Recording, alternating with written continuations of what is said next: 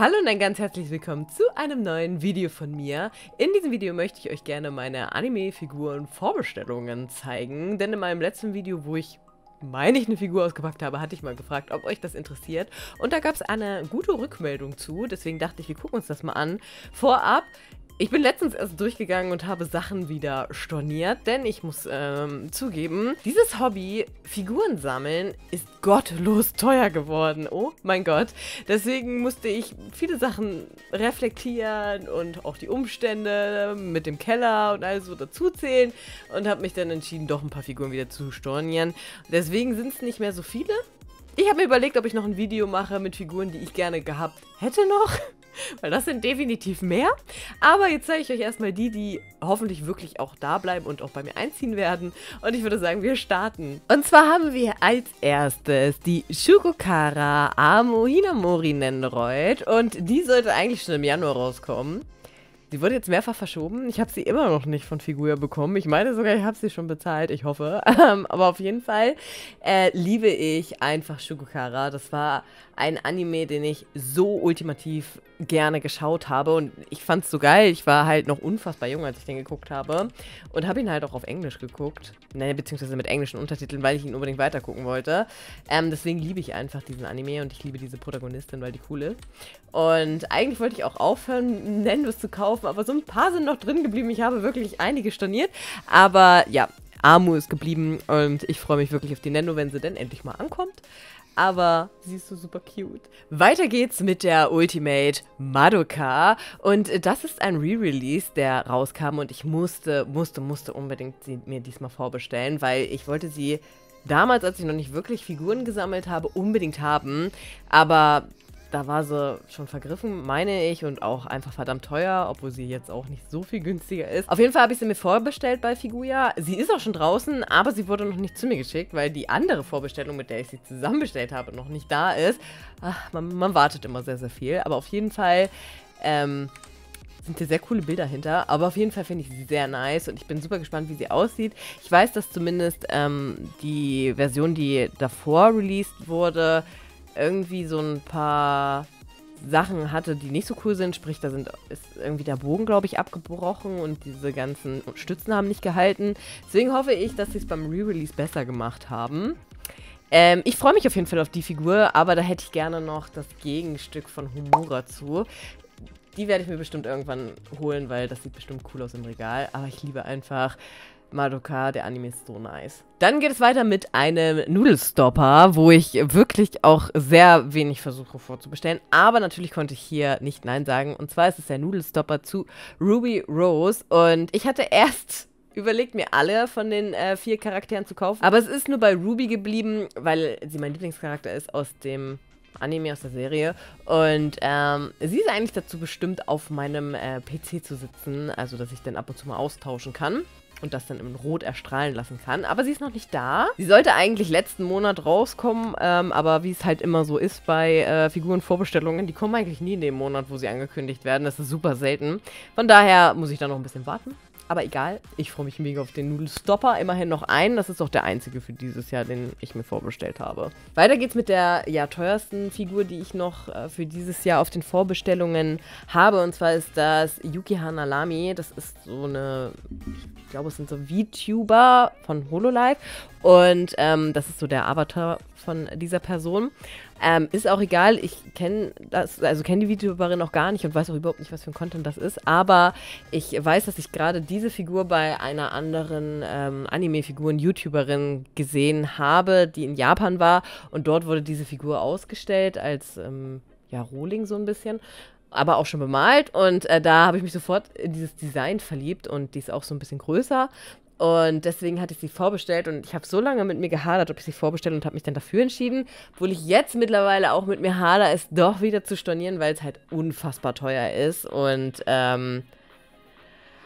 ich weiß, man muss immer gucken, ich bin halt mittlerweile auch, ich weiß nicht, ob Vorbestellen der richtige Weg mittlerweile bei Anime-Figuren ist, damals auf jeden Fall, als die noch nicht so gottlos teuer waren, aber mittlerweile glaube ich, dass der Aftermarket halt wirklich besser ist als Vorbestellungen. Hier ist eine gottverdammte Fliege. Aber mittlerweile glaube ich, dass die im Aftermarket günstiger sind als in der Vorbestellung, was voll sad ist. Aber, ja, ich habe sie noch auf der Vorbestellung. Ich weiß noch nicht, ob ich es lasse. Ich finde sie so schön und irgendwie wäre ich traurig, wenn ich jetzt die nicht bekommen könnte, aber ich könnte sie mir auch später kaufen, aber meistens mache ich es dann nicht. Ja, keine Ahnung. Schreibt mir in die Kommentare gerne eure Gedanken dazu. Ich finde sie halt so toll, so schön. Es ist wirklich nur die Optik der Figur. Ich habe mit dem Charakter selber nichts zu tun oder mit der VTuberin auch nie was gesehen oder so.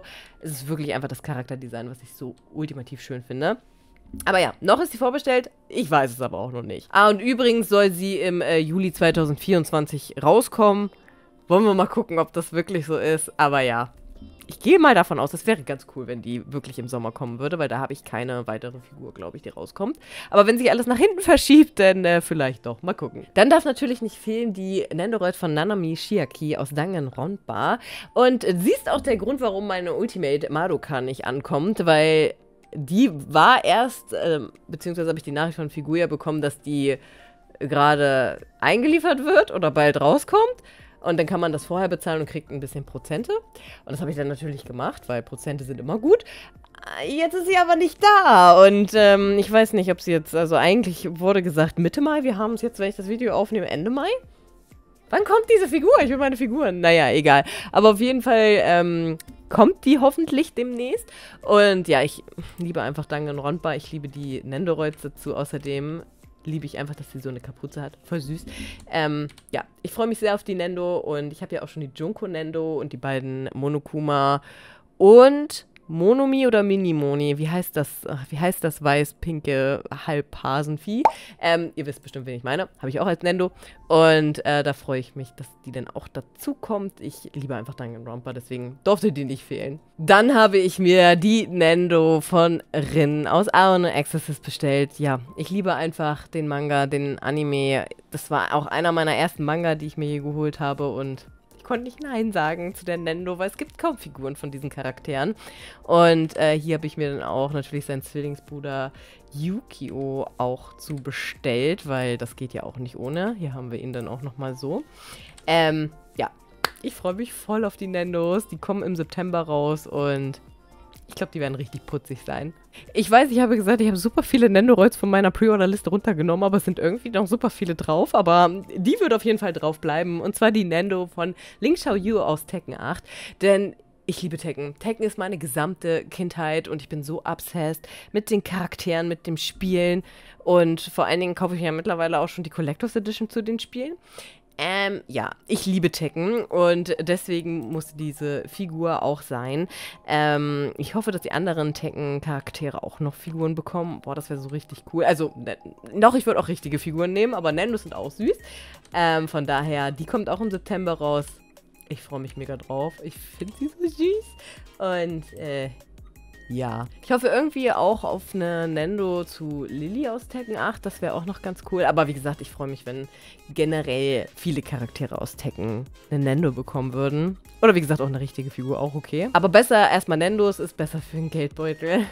Weiter geht's mit Nendoroids. Und zwar habe ich mir natürlich noch die 2 Nendoroids vorbestellt von Hikaru und Kaoru. Und eigentlich habe ich mich auch schon selber, da muss ich zugeben, hinterfragt, weil hier haben wir die beiden. Und theoretisch, sind wir mal ganz ehrlich, es ist halt fast die gleiche Figur, nur einmal gespiegelt. Egal. Die haben beide auch noch so wer Ouran High School Horoskop gelesen hat, weiß, dass es irgendwann mal eine Phase gibt, wo sich die Zwillinge die Haare gefärbt haben, weil die unterschiedlich aussehen wollten. Und da hat Hikaru pinke Haare und Kaoru blaue Haare. Deswegen, da kann man, das haben die als extra dann noch mit dabei. Ja, aber ich werde mir alle Nendos, die zu Ouran High School Horoskop rauskommen, bestellen, weil ich freue mich so, wenn diese Reihe Figuren bekommt, weil das ist ja mein Lieblingsmanga und von daher, ja, werde ich sie auch weiter als Vorbestellung lassen. Die kommen im Oktober beide raus und ich freue mich voll drauf. Ich frage mich, wie das auspacken wird. Ich bin gespannt, so was die beiden noch so für Extras dabei haben, ob sich das halt auch wirklich lohnt oder ob man wirklich fast eine und dieselbe Figur gekauft hat. Ich hoffe es nicht. So, jetzt sind wir auch schon bei den Vorbestellungen, die 2025 erst rauskommen. Man muss ja vorsorgen. Und zwar sammle ich ja die Mushroom Girls. Da habe ich ja mittlerweile schon 2 da. Und es kommen noch mehrere aus der Serie raus. Und die haben wir dann ich will die Namen nicht aussprechen, ich sag Numero 4. Und, ach, die ist auch so süß. Ich liebe diese Mushroom Girls. Oh mein Gott. Die wird so süß aussehen. Vor allen Dingen mag ich da, dass es jetzt diesmal ein bisschen, ja, diese Klamotten ein bisschen asiatischer sind. Finde ich cool. Oder eher wirklich japanischer. Und der Pilz sieht halt sehr cool aus. So wie da, als ob da Tinte runtertropft. Und ich glaube, die wird sehr, sehr, sehr schön sein. Dann kommt auch für mich im Januar, weil diese Figur habe ich noch von einem deutschen Händler bestellt. Und die andere... Diese hier habe ich dann bei Ami Ami aus Japan bestellt. Ich bin sehr gespannt, ob das klappen wird. Und das ist dann das Mushroom Girl Nummer 5. Ich frage mich gerade, wo Nummer 3 ist.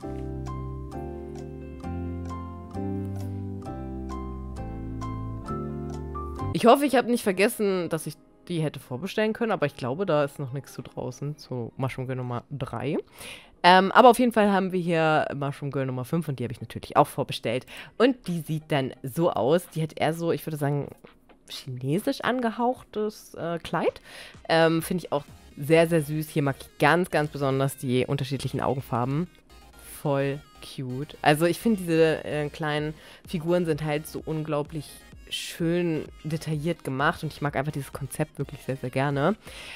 Ich bin mal gespannt, weil wie gesagt, die habe ich jetzt bei Ami Ami bestellt und ich habe noch nie bei Ami Ami vorbestellt und die sind halt auf der Seite wirklich sehr, sehr viel günstiger als jetzt bei einem deutschen Händler, was natürlich klar ist, weil man muss ja Versandkosten, Zoll und Einfuhrumsatzsteuer alles dazu berechnen. Aber ich möchte gerne dieses Experiment wagen und gucken, ob es wirklich deutlich günstiger bleibt oder nicht. Mal schauen. Auf jeden Fall wollte ich euch nochmal sagen oder zeigen, vielmehr, welche Figuren da noch rauskommen. Und die sind alle so süß. Oh mein Gott, ich werde mich jede einzelne vorbestellen. Ich sag's euch, wie es ist. Weil diese hier und diese hier habe ich ja schon. Und ich finde ganz besonders auch die blaue hier ultimativ schön und die gelbe. Deswegen, ich freue mich da auf jedes Mushroom Girl, was rauskommt. Ich finde die wirklich so unfassbar süß. Ja. Freue ich mich sehr auf die Vorbestellungen und wenn ich das wieder mit euch auspacken kann. Dann kommen wir zu der ersten Miko für meine Pre-Orders. Ich habe mich wirklich sehr zurückgehalten, aber bei dieser konnte ich nicht Nein sagen. Ich habe sie auf einem, ja, ich glaube auf diesem Bild hier zuerst gesehen, auf diesem Vorstellungsbild, dass eine Figur dazu rauskommt. Ich habe mich instant verliebt. Ich finde dieses Design so unfassbar schön. Wirklich so schön. Ich kann das nicht in Worte fassen. Die kommt im März 2025 raus, also das ist jetzt wirklich noch Ewigkeiten her. Ich finde sie so schön. Ich freue mich so sehr auf diese Figur. Die habe ich auch bei Ami Ami vorbestellt und deswegen hoffe ich, dass die auch so wirklich um März, April dann wirklich da ist. Ich finde sie so schön. Ich freue mich so unfassbar doll auf diese Figur. Das könnt ihr euch nicht vorstellen. Ja. Sehr tolle Vorbestellung. Ich liebe sie. Gut, aber ich muss jetzt auch zugeben, dass jetzt auch die restlichen Figuren, also diese und die danach noch kommt, jetzt auch noch Mikos sind, weil es kam ja jetzt auch lange keine Mikos. Also habe ich jetzt die ich schön fand, für 2025 vorbestellt. Naja, auf jeden Fall haben wir hier die Hatsune Miku Sakura Hanami Outfit-Version. Und da habe ich auch ein Vorstellungsbild gesehen und guckt sie euch an, die ist so schön. Ich finde die so unfassbar schön. Die kommt auch im März raus und da finde ich alleine schon die Socken toll, dass das auch so, ja, Kirschblütenoptik ist und auch die kleine Handtasche und ich finde die so süß. Ich mag dieses komplette Outfit, das Rosane, auch die Base, wenn sie so aussieht wie auf dem Bild. Richtig, richtig schön. Das ist eine tolle Miku, wirklich. Ich freue mich so sehr auf diese Figur. Das war auch so, ja, habe ich mich sehr instant verliebt in diese Figur. Ja, kommen wir zu der letzten Miku-Figur. Und zwar ist das diese hier. Das ist auch meine letzte Vorbestellung für dieses Video. Die kommt im Mai 25 und das ist die Zenbun Sakura-Version. Und die sieht so aus. Und ich weiß, es gab schon mal eine Figur auch von der Zenbun Sakura-Version. Das kann ich euch mal einblenden. Und die wollte ich unbedingt haben. Und die war so teuer, weil die halt auch vergriffen ist und im Neupreis, das war damals noch, als Vorbestellen sich noch gelohnt hat, war die günstig und jetzt im Aftermarket halt unfassbar teuer. Und ich liebe einfach dieses Outfit und ich mag einfach auch das Lied dazu und so. Deswegen habe ich die auch erstmal vorbestellt. Ich bin aber auch noch nicht zu 100% sicher, ob ich dabei bleibe, aber ich finde sie wirklich sehr, sehr schön. Also mir gefallen die Farben sehr gut. Ich mag das Outfit sehr gerne und ich hoffe auch, dass auch von diesem Konzept Rin und Len noch rauskommen, weil die auch sehr süß sind. Ich finde sie sehr schön. Bin aber, wie gesagt, immer noch am Hin und Her überlegen, ob ich sie behalte, weil ich eben jetzt schon 2 Miku-Figuren habe für 2025. Brauche ich denn noch wirklich eine dritte? Ich weiß es noch nicht. Ich hinterfrage mich ständig selber manchmal, aber ja, ich finde sie trotzdem sehr schön. Schreibt es mir gerne mal in die Kommentare, welche der 3 Miku-Figuren ihr am besten findet. Vielleicht helft ihr mir damit. So, das war's mit meinen Figurenvorbestellungen für 2024, also Rest 2024 und Anfang 2025. Wenn ich mich jetzt nicht verzählt habe, müssten es 15 Vorbestellungen sein, die noch offen sind. Und ja, ich bin damit recht zufrieden, beziehungsweise fühle ich mich noch ganz komfortabel, jetzt auch mit den Kosten, die da auf einen zukommen. Aber ich muss, wie ich das vorhin schon angesprochen habe, sagen, dass ich finde, dass wirklich Figuren unsagbar teuer geworden sind. Es gab wirklich viele, wo ich gedacht hätte, boah, ich hätte die echt gerne, aber das geht einfach nicht, weil das viel zu teuer ist. Und ja, deswegen habe ich auch teilweise wirklich einige Figuren wieder storniert und andere halt erst gar nicht bestellt. Darüber kann man, wie gesagt, auch ein eigenes Video machen. Würde mir nur ein bisschen das Herz brechen, aber mein Gott. Auf jeden Fall weiß ich nicht, ob ich auch dabei bleibe, wirklich jetzt immer Figuren vorzubestellen, weil ich glaube halt auch wirklich, dass es sich nicht mehr lohnt. Und ich denke, dass ich mich vielleicht zum größten Teil in 2025 darauf konzentrieren wollen würde, gebrauchte Figuren zu kaufen. Figuren, die ich einfach auf der Wunschliste habe, die ich schön finde und die ich vielleicht wirklich im Aftermarket gut bekommen kann. Es sei denn natürlich, es gibt Figuren, die jetzt nicht über 300 € kosten, wo ich sage, ja gut, das kann man ruhig mal vorbestellen, aber momentan eher nicht. Ich weiß nicht, wie seht ihr das?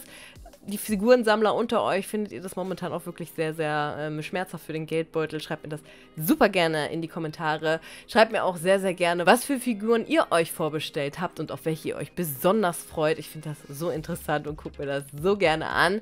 Und ja, ich würde mich sehr, sehr freuen, wenn wir uns in meinem nächsten Video wiedersehen. Bis dahin, tschüss!